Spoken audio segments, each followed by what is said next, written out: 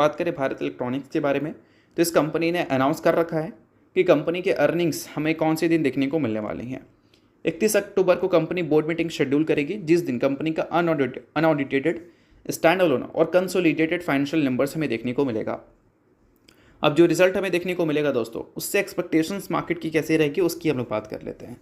तो देखो, antique broking ने बता रखा है कि इस बार किसी भी डिफेंस कंपनी से जो एक्सपेक्टेशन आप रखोगे नंबर्स में, चाहे प्रॉफिट की बात करें या फिर रेवेन्यू की, उसमें Q1Q बेसिस पे बड़ी ग्रोथ की एक्सपेक्टेशन आप कर सकते हैं, but year on year basis पे एक्सपेक्टेशन बड़ी आपको नहीं करनी चाहिए, क्योंकि उम्मीद यहाँ पर यह है कि ज़्यादा कुछ बड़ा ग्रोथ हमें देखने को नहीं मिलेगा हमारी डिफेंस कंपनी के नंबर्स में ईयर ऑन ईयर बेसिस पे।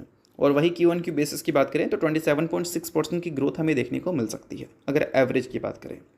अब बात कर लेते हैं कि BEL ग्रोथ कैसा दिखा सकती है। तो सभी फिगर जो है मिलियन में, हम करोड़ में कन्वर्ट करके बात करते हैं। तो BEL से एक्सपेक्टेशन है कि 5,408 करोड़ का रेवेन्यू ये रिपोर्ट कर सकती है, जिसमें ईयर ऑन ईयर बेसिस पर तो 18% की काफ़ी अच्छी ग्रोथ हमें देखने को मिलेगी, बट Q1Q बेसिस पर जो ग्रोथ रेट है वो ईयर ऑन ईयर बेसिस के कंपैरिजन में बेटर होगा, जो कि होगा 22%। अगर हम बात करें EBITDA की, तो EBITDA हमें देखने को कितना मिल सकता है, 1462 crore. Year on year basis पे सिर्फ 5% की ग्रोथ होगी और Q1Q बेसिस पर 18% की ग्रोथ होगी, यानी कि मार्जिन कंपनी का गिर सकता है। अगर हम दोस्तों बात करें कंपनी के प्रॉफिट आफ्टर टैक्स के बारे में, तो एक सेकेंड,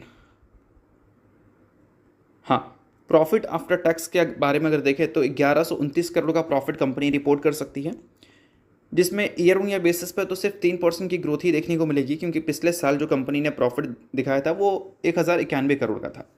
बट Q1Q बेसिस पे देखोगे तो 969 करोड़ से प्रॉफिट बढ़कर 1129 करोड़ होगा।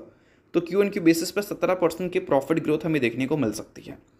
तो बोल सकते हैं BEL वो कंपनी है जिसके नंबर हमें काफ़ी कंसिस्टेंट देखने को मिलते हैं एवरी फाइनेंशियल ईयर, बट इस बार कंपनी के जो रेवेन्यू हैं वो जिस पेस पे ग्रो होंगे वो हो सकता है कि कंपनी के प्रॉफिट में रिफ्लेक्ट ना कर पाए।